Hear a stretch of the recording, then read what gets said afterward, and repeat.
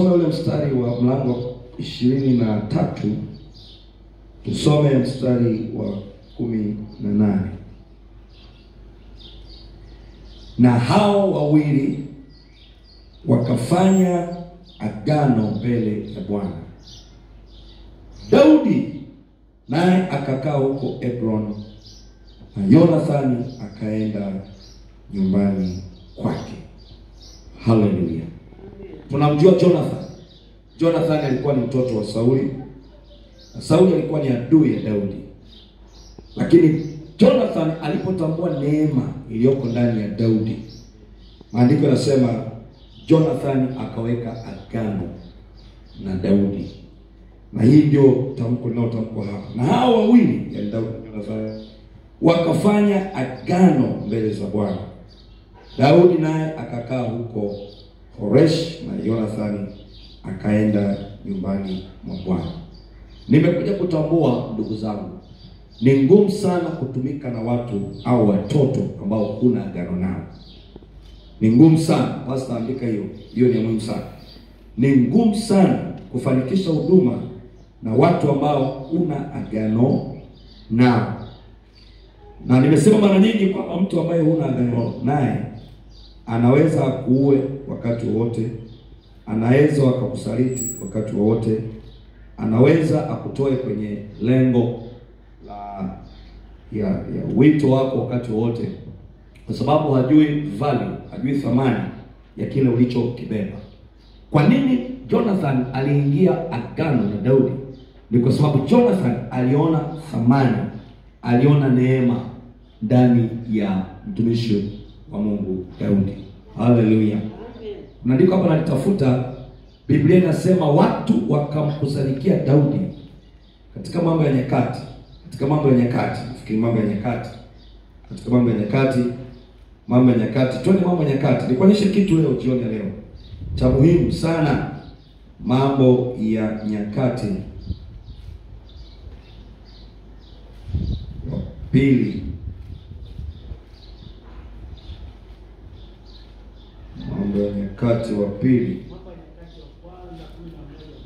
Mambo ya Nyakati wa kwanza 11:1, na natafuta hilo lingine lake. Alright, wacha tuanze na hilo kwanza, alafu tutaenda kwa hilo ambalo yes, ndio hili hapa. Mambo ya Nyakati wa kwanza 12 mstari wa 18. Hii ndio nilikuwa naitafuta. Mambo ya Nyakati wa kwanza 12 mstari wa 18. Ndipo roho ya baba zetu na alitazama neno hili na kulinena. Ndipo roho ikamjia Abishai, mkuu wa wale 30. Naye akasema, sikia maneno ambayo Abishai alisema: sisi tu watu wako, Daudi, na watu wa upande wako, mwana wa Yese. Amani, naam, amani iwe kwako, na amani iwe kwao wakusaidiao, maana kusaidia ni Mungu wako. Ndipo Daudi akawakaribisha, akawaweka wawe maakida wa kile kikosi. Hawezi kuwa na watu ambao hawana agano na wewe. Ni dangerous. Kizungu inasema we are yours, O David. We are on your side, O son of Jesse. Sisi tu wako, Daudi. Tu wapo upande wako, mwana wa Yesu. Hallelujah. Sasa kupata ufunuo. Naongea kitu kigumu sana leo, lakini nataka ukishike. Kupata ufunuo juu ya kile ambacho baba yako wa kiroho amebeba ni hatua ya kuelekea kwenye ukubwa wake. Point kubwa sana. Nasema kupata ufunuo wa kile baba yako amebeba ni hatua ya muhimu kuelekea kwenye ukuu wako. Amina. Kwa sababu ukuu ni nafasi ambayo Mungu amekupatia, lakini kufika hapo lazima Mungu akupitishe chini ya walimu, na anawaitaga mentors, watu ambao ni spiritual supervisor, wakusaidie kufika mahali unastahili kufika. Sasa kupata huo ufunuo ndio kitu ambacho watu wengi wamekosa, huo ufunuo. Na nilikwambia juzi na jana, Ukimpata mchungaji na ukamwelewa kwa ufunuo wa kawaida, utamchukulia kwa kawaida. Ukichukua katika ufunuo wa mtu level moja na wewe, basi utamwona yuko katika level moja na wewe. Lakini tambua ya kwamba alichobeba kina uwezo wa kukufikisha kwenye hatima yako. Amen. Kama utakipokea kwa ufunuo. Haleluya. Ndio maana Yesu akamsifu Petro, akamwambia kwa ajili ya huo ufunuo ulionao juu yangu nitalijenga kanisa. Sasa tukikosa ufunuo wa father son relationship, tutakuwa na washirika. Na washirika hawajengi kanisa lenye nguvu. Tutakuwa na watembeaji kanisani. Wageni wajengi kanisa. Tutakuwa na wapita njia wajengi kanisa. Tunahitaji watu ambao wameseto katika akili zao, wametulia katika maamuzi yao, wametambua kwamba huyu ni baba yangu wa kiroho na ndipo Mungu amenileta kwa makusudi nikae chini yake. Kwa maana nyingine wanajipeana. Haleluya. Kuna sababu kama 3 kubwa kwa nini ni muhimu ujipeane kwa mchungaji. Willingly, kwa kiari kabisa. Kwa nini muhimu kujipeana kwa mchungaji? Sababu ya kwanza ya muhimu ni ili mchungaji awe na authority, awe na mamlaka juu yako ya kukukemea. Moja ya sababu ya msingi kwa nini unajipeana kwa mchungaji ni awe na mamlaka ya kiroho ya kukukemea. Na nazungumzaka hili neno, nirudie tena.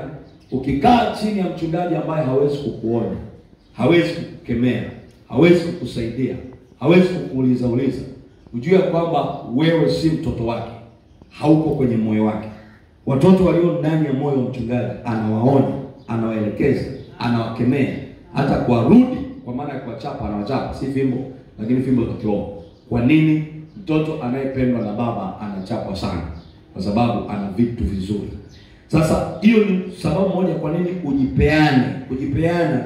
Kuna watu mmekuja kanisani lakini you don't give yourself. Yaani umejizuia. Tunaishi na washirika wetu kwa wasiwasi sana. Wengine unaishi nao unaogopa hata kushare maono na yeye, kwa sababu hujui kesho atageuka kuwa nani. Haleluya. Hakuna kitu kinauma mchungaji kama kufunua moyo wake kwa watu wanaozani ni watoto wake, alafu mwisho wa siku wakageuka kuwa waasi. Hakuna kitu kinauma kwa mchungaji kama hicho. Kwa sababu kitendo cha, sikiliza, kwa miaka 3 na miezi 6 Yesu alifaulu, na kwa sisi 100%, kumbuka yule mwana wa Mungu, si kwa 100%, naweza nikaita ni 80% hivi. Alifaulu kubadilisha watu wawe na moyo wake, hakufaulu kwa 100%. Na huyo alikuwa ni mwana wa Mungu. Sasa mchungaji kupata watu ambao wameanza kumuelewa, wameanza kujua huyu ni baba, anaanza kufungua moyo wake kwao, alafu mwisho wa siku wanabadilika. Hakuna kitu inaumiza kama hiyo. Kumtengeneza mtoto mmoja wa kiroho awe na faida kanisani ni uchungu mkubwa sana, ni gharama mno. Unajua nyinyi kuja kanisani mnaona rahisi. Wewe unafikia kuja kanisani kujiunga, kuja tu hii ni kanisa na mtufahamu mchungaji Nditiko nimekuja kujiunga. Hujaje hapa kujiunga? Umekuja hapa kwa sababu Mungu anakuhitaji hapa. Umekuja hapa kwa sababu ni agizo la Mungu wewe kuwepo hapa. Umekuja hapa kwa sababu unahitajika sana hapa kuliko unavyofikiria. Haleluya. Kwa hiyo unapokuja jipeane. Give yourself to the authority of your pastor. Jitoe kwenye mamlaka ya mchungaji wako, ili awe na uwezo wa kukwambia hii hapana, hiyo ni sawa, hiyo acha, tembea njia hii na fanya hivi.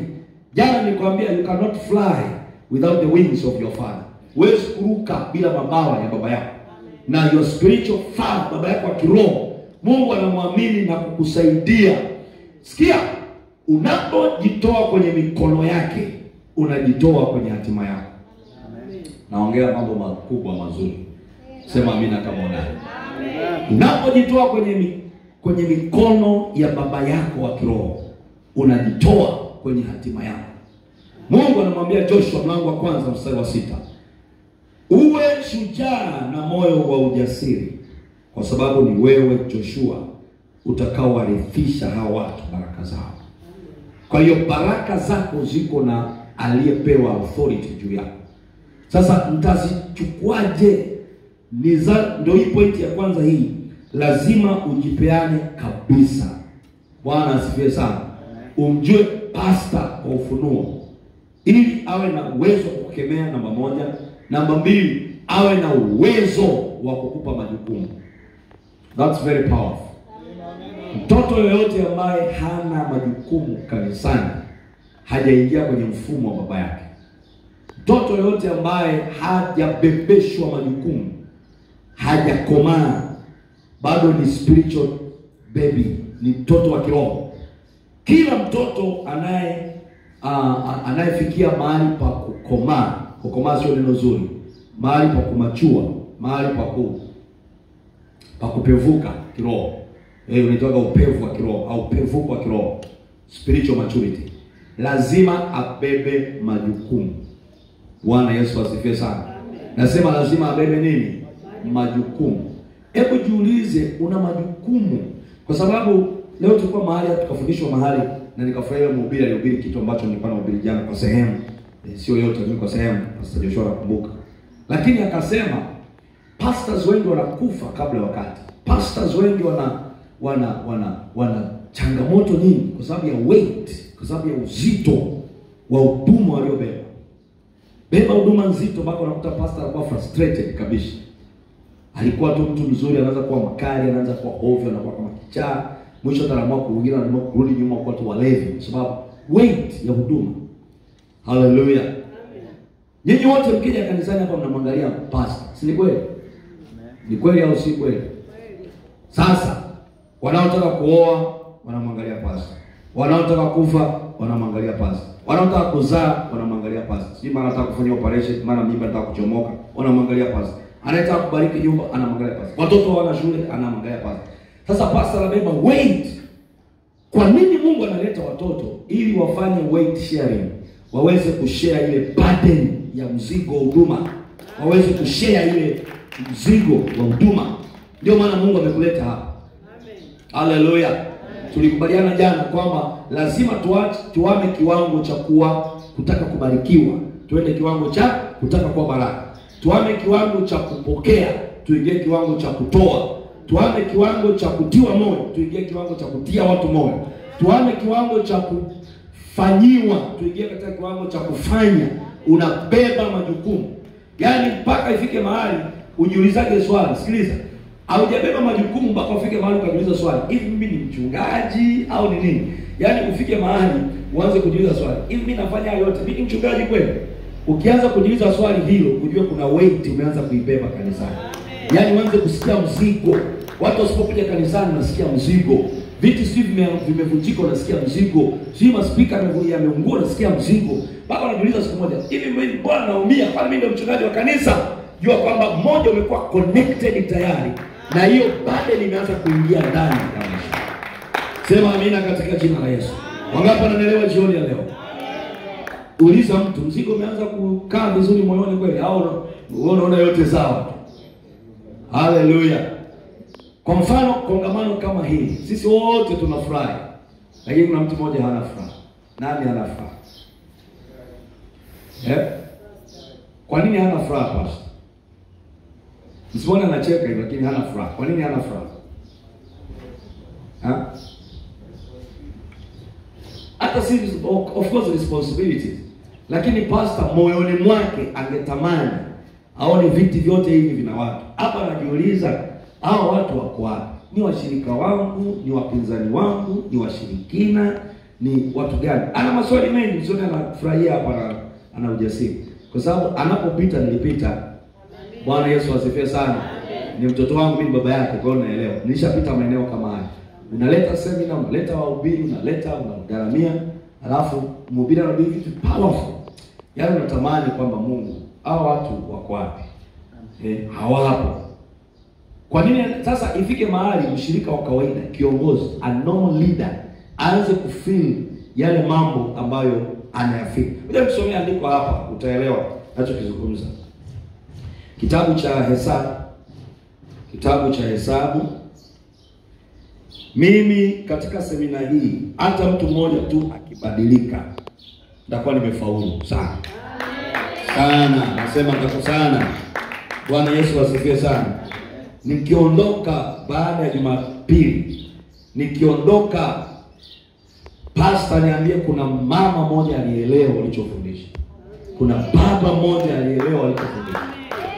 Mimi nitaenda kwa nyama choma na kumshukuru kwa kwamba assignment accomplished. Mlango wa 11 mstari wa 17 wa Hesabu.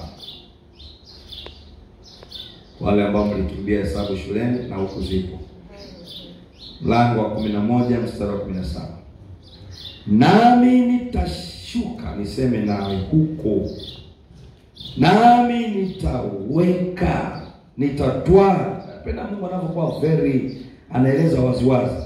Nami nitatwaa sehemu ya roho iliyo juu yako na kuiweka juu yao, nao watachukua mzigo wa watu hawa pamoja nawe. Umesikia pamoja nawe? Umeiona hiyo? Halo, pamoja nawe, ili usichukue wewe peke yako. Amen. Washirika waseme amen. Amen. Nani anaongea maneno haya? Mungu. Anaongea na nani? Na Musa. Nasema Musa, shuka kwenye hema ya kukutania. Kazi niliyokupatia ni kubwa. Kuna kitu nitakifanya Musa, nitakusaidia. Nitakachofanya, nitachukua sehemu ya roho yako, nitaweka ndani yao. Ndio maana nikwambia huwezi kufanya kazi bila kuwa na watoto wenye roho yako. Amen. Waliobeba ulichokibeba. Sasa Mungu anasema nitachukua sehemu ya roho, nitaweka ndani yao. Ili nini kifanyike? Wachukue mzigo pamoja na wewe. Ukiwa na washirika ambao hawabebi mzigo, pastor unakufa haraka na huduma inakuwa chungu. Hallelujah. Na hasa ukiwa mchungaji wa kweli. Wacha niongee kitu very powerful. Leo nyakati hizo nazo, kupata mchungaji wa kweli ni adimu. Anayeweza kufundisha neno la Mungu kiukweli. Anayeweza kusaidia bila kutaka hela yako. Amen. Ambaye hajali umesoma au hujasoma, anajali roho wako na maisha yako kiroho. Ni very rare, ni wachache. Ukiwapata hao, shikilia. Ukiwapata hao, wathamini. Hallelujah. Watu ambao watakusaidia. Mambo ya imani wengi wamechoka na wakata tamaa.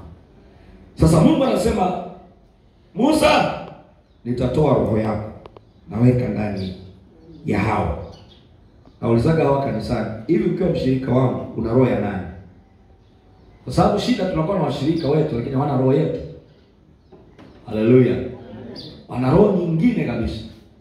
Na nitakuonyesha mtu ambaye hana roho yako ana tabia gani. Na wewe utajiona leo. Wewe unazo hizo au huna. Wewe utajiona kwamba una roho ya baba yako au una roho ya babu yako. So, utagundua kwamba kuwa na watu ambao hawana roho yetu. Na wengi wanatamani sana, mimi sitaki roho ya mchungaji, sitaki roho ya mtu, sitaki roho ya mtu. Mtu mwenyewe aliyekamilika, nataka roho ya Mungu. Wewe hauko smart kuliko Mungu. Haya ndio Mungu aliyoyasema. Musa, anachukua roho yako. Una kigugumizi, hujui kuongea, si mkamilifu, nachukua roho yako naweka ndani yako. Ili wachukue mzigo pamoja na wewe. Bwana Yesu asifiwe sana. Nasema Bwana Yesu asifiwe sana. Huwezi kuwa wa faida mpaka uwe na roho ya baba yako. Huwezi, wacha nirudia tena hiyo. Huwezi kuwa wa faida mpaka uwe na roho ya baba yako. Sasa mtajuaje kama mtu hana roho yao? Hapo mambo mengi kama 10, lakini leo niachilia machache. Utakapoishia Mungu atajua utaishia. Mtajuaje huyu mshirika au huyu kiongozi yuko church lakini hana roho yao? Namba 1 ambayo ni very powerful. Hafurahi kabisa huduma ya baba yake. Ukitaka kujua mtu hana roho ya baba yake, angalia namna anavyoichukulia huduma ya baba yake. Hafurahi. Hallelujah. Wakina Petro na Yohana pamoja na wakina Yakobo walipokea roho ya Yesu kama baba yao, spiritual father. Yesu aliwapulizia pumzi, akawapulizia pumzi wakajaa roho ya Yesu kabla hajapokea Roho Mtakatifu. Wakapokea roho ya Yesu. Haleluya. Akajaza ndani yao. Na maandiko yanasema wakapenda huduma, wakapenda Yesu, wakapenda maono, wakapenda kutumikia. Kiwango cha kwamba amekuta jamaa mgeni anahubiri ni kwa jina la Yesu ila hayuko kwenye timu yao. Jamaa wakamkataza, akamwambia, "Wewe, hii brand mbona una misuse? You misuse of brand. Unatumia jina la Yesu na sisi hatujakuruhusu wewe." Yaani walikuwa na wivu. Mtumie neno hili, wivu. Wamependa huduma, wamependa mabamba kwa ningiwa na wivu. Bwana Yesu asifiwe sana. Mimi niliongea ukweli kwa jamii. Kanisa liko hapa, watu wangu hapa watakubaliana na mimi. Kuna siku nimeuliza swali tukiwa tu juzi hapa. Nikasema nimejifunza kitu cha maana sana kupitia changamoto zilizopo za siasa na makanisa kufungwa. Nimejifunza kitu cha maana sana. Moja kitu nilichojifunza ni ile commitment ya wale washirika watumishi wa Mungu wajibu. Sitaki kusema yukoje, lakini nasema baada ya mambo yote kutokea wakaamua kusimama na maono ya baba yao. Kwa nini? Walibeba roho ya baba yao. Ndio mtu mmoja akasema hata mkimuua huyu kuna magwajima mengi alishazaliwa huko, hamwezi kuyamaliza. Lakini sisi tunaongozaga watu ambao ukiua pasta umeua na kanisa. Kwa sababu kila mtu anakuja kama mwanaharakati kanisani. Kila mtu anakuja kutafuta faida zake. Haja kutafuta cheo. Hakuna cheo kanisani. Kanisani ni utumishi. Haleluya. Ndio maana kila mmoja anaingia kwenye 18 za utumishi lazima avae roho ya utumishi. Asije kama anakuja kutumikiwa. Sasa najiuliza, ukitokea changamoto hapa church leo, tutapata washirika kweli? Halo. Itokee changamoto hapa leo, kiinuke kikundi tu cha watu kianza kumsema vibaya mchungaji, washirika watabaki hapa? Watu wasema tunasubiria tu, nyinyi ndio mmetusaidia, tunasubiria tu chokochoko zitokezee tuondoke, kwa sababu tulikuwa tumepanga kuondoka siku nyingi ili hatukuona sababu ya kuondoka. Sasa hiyo ndio sababu nzuri ya kuondoka. Hiyo ni kitu ambacho kinaumiza sana. Haleluya. Nasema haleluya. Kwa hiyo kama hupendi huduma ya baba yako, ujue huna roho ya baba yako. Niulizie jirani, unapenda huduma ya baba yako? Kupenda sio tu kusema na haya akihubiri tu unapiga makofi. Kupenda ni pamoja na kusupport anachofanya. Amen. Kupenda ni pamoja na kujua ni nini anataka huyu baba. Ndio kupenda vitu vyake. Amina. Ndio maana sasa tunampenda Yesu. Yesu anasema anayenipenda anazishika amri zangu. Mtu ambaye anasema nakupenda ashiki na amri zako ni mnafiki. Ni mnafiki kabisa wa kiwango cha degree. Haleluya. Kwa sababu ni afadhali kutokuwa na mtu ambaye hata hamjasoma naye wala mjuani, mmekutana tu chachi akakuheshimu na kukupenda, kuliko watu ambao mmekaa nao siku nyingi, mnapendana, mnakubaliana, lakini wanaasi kwa chini. Kihivyo anaonekana mko pamoja, kindani yuko kinyume, na kwa hiyo kinyume hakubaliani na maagizo. Mimi natangaza maombi, anatangaza sijini vitu gani vingine. Haya haji. Na anasipasa tu pamoja na kupenda. Haleluya, amina. Haya, njoo kwenye ibada, haji. Wewe unanipenda ushiki maagizo yangu, wewe ni mnafiki. Kupenda kunaambatana na sacrifice.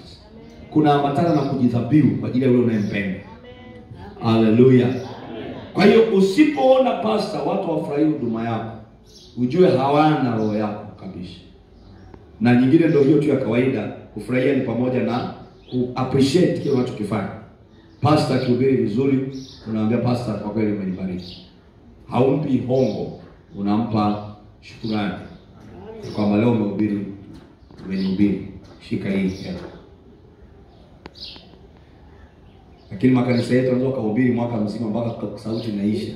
Jamani, kuangalia tu kama mzimu namna hiyo, unaona kuna msukule mmoja umefufuka sio kutoka watu wanatuhubiria. Kwa nini they don't appreciate their pastor? Hallelujah. Hakuna kitu kibaya pastor anapopitia kitu, kwa kizungu anaita Dr. Naelewa, anaita burnout. Burnout ni kiwango ambacho umefanya kazi mpaka umekuwa exhausted kabisa. Yaani kama unasomaga Biblia, mtu mmoja kwenye Biblia anaitwa Elia. Elia alifika mahali akapata hiyo kitu. Yaani amepigana, amefanya vita, amefanya nini. Baada alifika mahali akasema, Bwana, mimi niko tayari kufa. Hiyo ni kutoka burnout. Yaani umechoka, umefika mahali umekuwa exhausted, nataka kufa. Mungu akamwambia, kula, kunywa, songa mbele. Sasa safari bado ni ndefu. Lakini Elia anasema nibaki peke yangu, hakuna mtu, kila mmoja akajificha nyumbani kwao. Mungu akasema unajua watu wako wengi. Sasa kuna namna kama mchungaji unafika mahali unakuwa burnout kabisa. Yaani unasikia umechoka, huoni anayekutia moyo, huoni anayekufurahia. uone anayekutumia hata message, uone hata ambaye anakuja nyumbani. Ukiwa na tukio unawaza, unaangalia washirika wote 100, uone hata mtu akupe 50,000 kusaidie. Lakini kila mmoja anajenga kwake, anasomesha watoto, anafanya vitu vyake, unaangalia naambia watoto kwa mimi baba yao au ni anko yao. Kwa sababu kuna tofauti ya kuwa na baba. Baba ni mtu very serious. Bwana Yesu asifiwe sana. Ndio pasa anafika mahali anakuwa amechoka kiroho. Kwa nini? They don't enjoy the ministry of their father. Namba 2, ndio kama huyu mtu hana moyo wa baba yangu, hawezi kunitumikia kwa vitu vyake na mali zake. Mimi simdangani kama tuko pamoja na kupenda. Sisemi kama kila mtu lazima awe na uwezo wa kunitendea, kunibariki. Lakini mtu ambaye ana roho yako haoni shida kutoa vitu vyake kwa ajili ya kuendeleza ufalme wa Mungu. Amen. Iwe ni hela, iwe ni muda, iwe ni vitu, iwe ni mali, haoni shida. Haleluya. Haoni shida kabisa. Tulikuwa na Pastor Joshua, alikuwa anahubiri mahali juzi. Nikasema kuna wakati natamani kuomba maombi mabaya, lakini kwa sababu tu sisi ni baba tunajizuia. Natamani kusema Mungu, huyu mtu ana hela lakini hela zake hazinisaidii wala hazisaidii ufalme. Huyu mbona ana roho nzuri hana hela? Kwani usihamishe? Hebu hamisha Mungu hela za huyu, mpe huyu. Kwa sababu kuna jamaa ana hela amebarikiwa lakini ngumu, hana faida. Yaani mna struggle, mnang'ang'ana tu, amekauka naye, amekauka kama hausiki kabisa. Eti kwa mfano speaker hii imeungua. Ile speaker imeungua. Siseme kwa mfano, ile speaker imeungua. Inahitaji kuitengeneza. Shilingi 50,000 kwenda kusuka kuitengeneza. Anasema jamani tuchangie. Na kuna mtu ana hela hapa kuweza kutoa shilingi 50,000, naye anakaa na kauka. Huyu anasema buku 2. Yaani unachukua saa nzima kuchangisha 50,000 na mwenye hela amekaa nao. Sasa mzalini hizo hela. Si Mungu asiapishe tu ampe huyu mwenye roho nzuri ambaye ana buku lakini ana roho nzuri. Na ukapaka kuomba maombi, manake Mungu akiajibu siku moja wataaibika wenye hela. Tutazinyang'anya, tutazileta kwenye watu wazuri. Maana kuna mtu mwingine anasema pastor, ningekuwa na hela mimi. Hayo unaoteseka usingeteseka. Pastor, nimejifunza kwamba Mungu anaweza kukupa watoto ambao mwisho wa siku unawaogopa. Ukiona baba yako anakuogopa, ujue wewe ni mwanaharamu na si mtoto halali. Leo kuna amina, leo kuko baridi. Haleluya. Amen. Yaani ukiona baba yako anakuogopa, hawezi kukuambia anayopitia. Kwa sababu pastors wengi, washirika wanadhani kama wachungaji wanaishi mbinguni. Yaani anakaa kuanzia Jumamosi, anakaa hivi, Jumapili anakuja anahubiri, Jumatatu anaenda tena mbinguni, anakaa Jumamosi anarudi jioni, anakuja anahubiria Jumapili tena anarudi zake mbinguni. Kumbe mchungaji ni mtu tu kama sisi, ana changamoto kama sisi, lakini amepewa neema ya tofauti. Leo kuna mhubiri amehubiri kitu fulani cha maana sana. Vijana wangu wamekipenda na nimekifurahia. Tulikuwa kwenye semina mahali. Sasa mhubiri akasema, wana wa Israeli walimwambia Daudi, usiende wewe vitani kwa sababu taa ya Israeli isije kazimika. Tukasoma ile maandiko, anasema kwa sababu kama tukifa sisi au tukipotea ni sawa, lakini wewe thamani yako ni sawa na watu 10,000. Yaani thamani ya mchungaji ni sawa na 10,000 people. Amen. Haleluya. Yaani hiyo ni kuonyesha kwamba huyu mtu ni wa maana sana. Amen. Amen.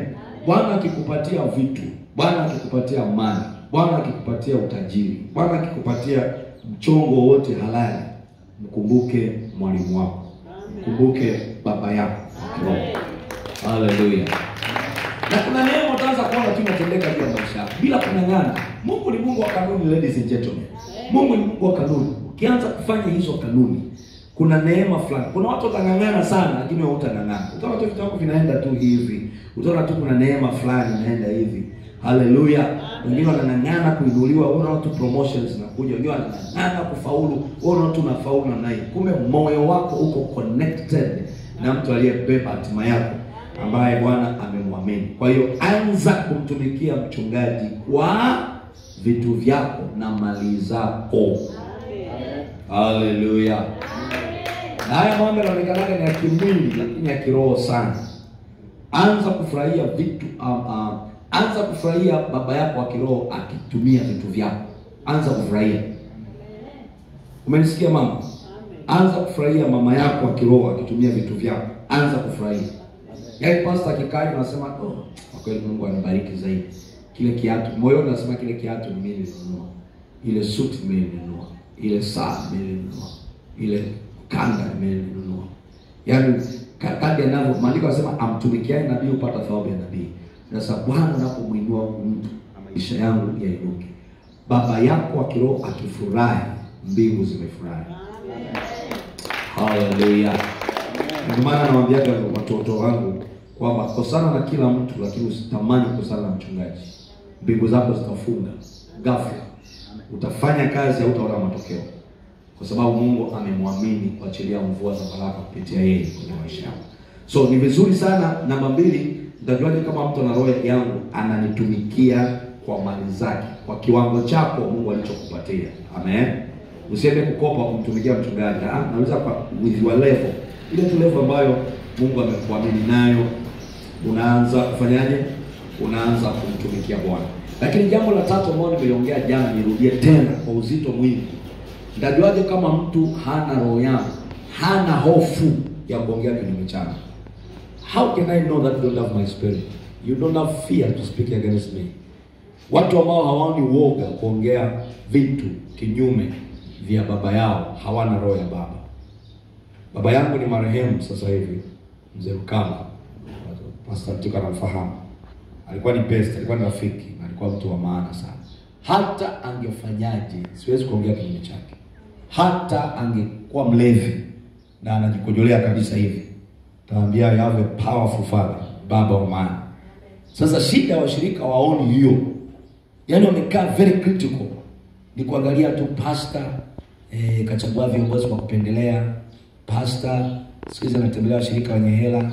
Pastor ibada ikiisha anakaa na wasomi, sisi ambao hajasomi akaina sisi. Pastor anasikiliza tu mama wenye hela. Haya ni mawazo ya unyonge yaliyojaa umaskini ndani yake. Ni mawazo ya kujidunisha ambayo hayana maana. Bwana Yesu asifiwe sana. Hiyo ni kuonyesha kwamba huyu mtu ana uoga kwa baba yake. Lakini kama mtu ana roho ya baba yake, you can never in your life speak against your father. You can never. Jana nilikwambia nikukumbushe tena wale ambao uko tena. Don't be a friend kwa mtu ambaye, usiwe rafiki ya mtu ambaye anaongea kinyume cha baba yake. Jitenge naye kabisa. Mimi nakuonyesha mambo ya kusaidia kwenye maisha. Hallelujah. Kuna watu mimi niliachana nao kabisa. Walikuwa ni pastors marafiki, niliachana nao kabisa. Sababu ndio kila tukikaa wanataka kuongea vitu vya watu. Na hasa wanataka kugusa mafuta ambayo yako juu yao. Nikaachana nao kabisa.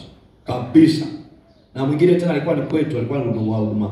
Alikuwa nisiseme sana, lakini alikuwa upande wetu, alafu baadaye akaenda nchi nyingine, akarudi tena hivi. Anataka kuongea vitu vya baba yangu wa kiroho. Nikamwambia no. Sitaki kabisa.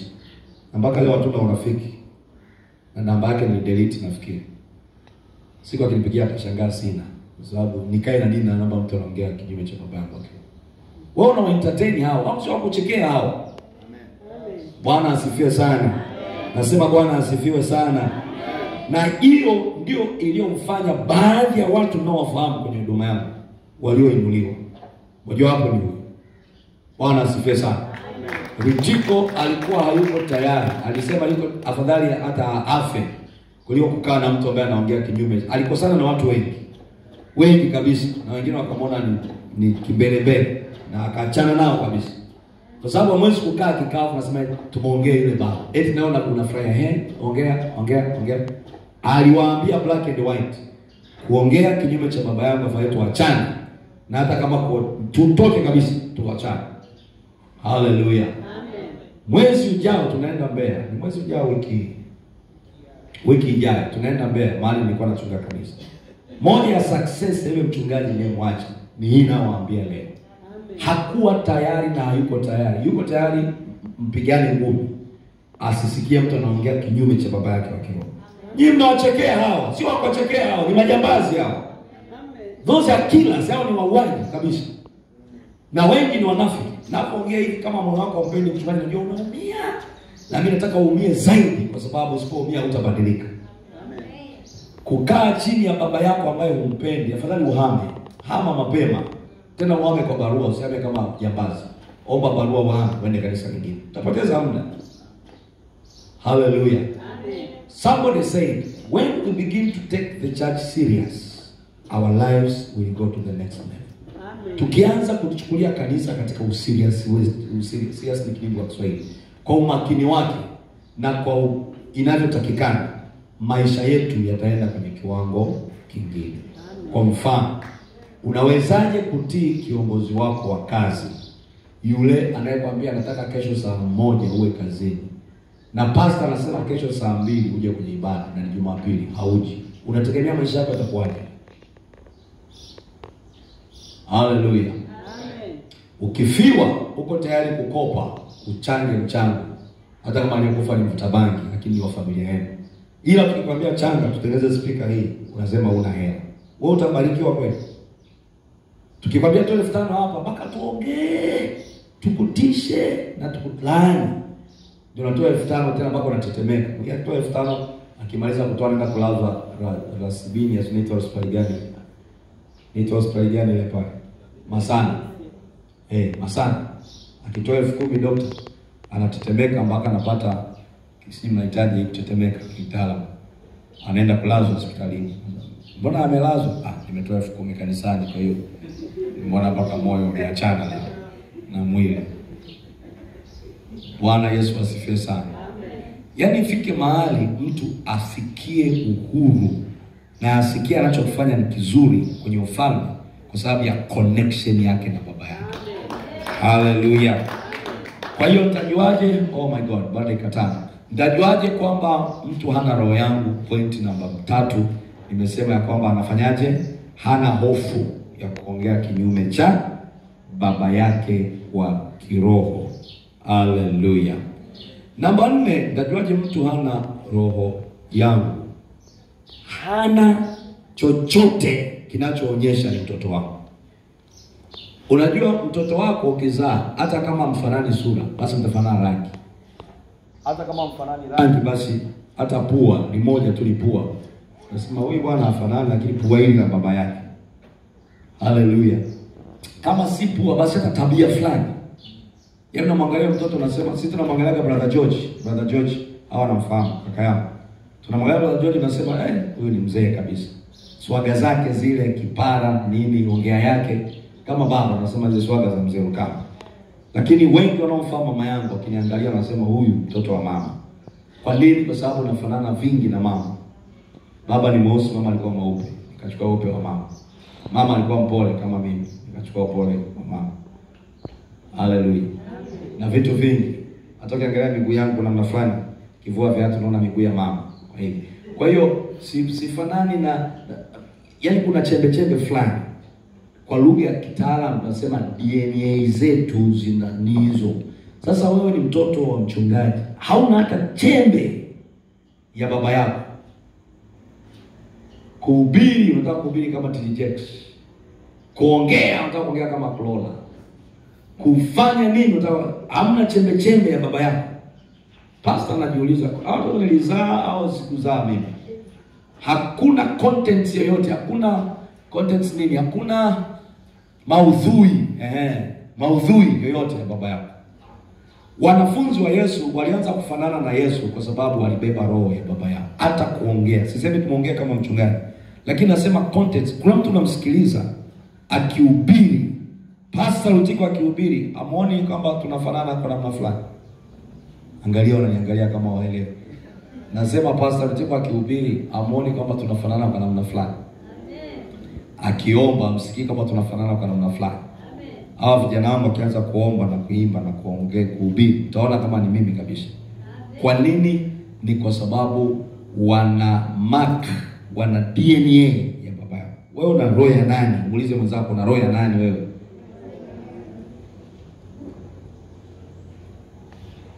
Mshirika yuko kanisani miaka 5 lakini bado anaswaga zile za full gospel, anaswaga zile za TAG, anaswaga zile za Moravian. Au unajaribu kubadilisha Moravian utoe mwambie ni RGC au ni Victorious, the sound of victory. Haelewi. Kwa sababu hajakubali mabadiliko. Ukitaka kubarikiwa kwenye kanisa la mahali pamoja, kukubaliana na mfumo mpya wa kanisa la hilo. Oi, naongea vizuri leo. Bwana Yesu asifiwe sana. Kwa sababu kila mmoja kabla hajatokezea hapa alitokea mahali. Sasa hatuwezi kuja kila mmoja kuja na misimamo yake. Mimi nilipokuwa Full Gospel tunafanya hivi, nilipokuwa sijui AGT tunafanya. Hii sio AGT wala sio Full Gospel. Hii sio FPCT. Hii inaitwa The Sound of Victory. Sauti ya washindi. Hallelujah. Kwa hiyo tuna swaga zetu kama sauti ya ushindi. Tuna nyimbo zetu kama sauti ya ushindi.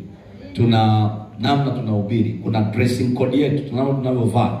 Hallelujah. Naangalia vile watu wamevaa smart, wamevaa vizuri. Kwa sababu ni makosa kukaja kanisani unavaa vibaya vibaya. Kwenye kanisa la sauti ya ushindi ni makosa ya jinai. Unaweza kufungwa miaka 9 jela mpaka 10. Kwa hiyo unaona hiyo ndio contents yetu. Hallelujah.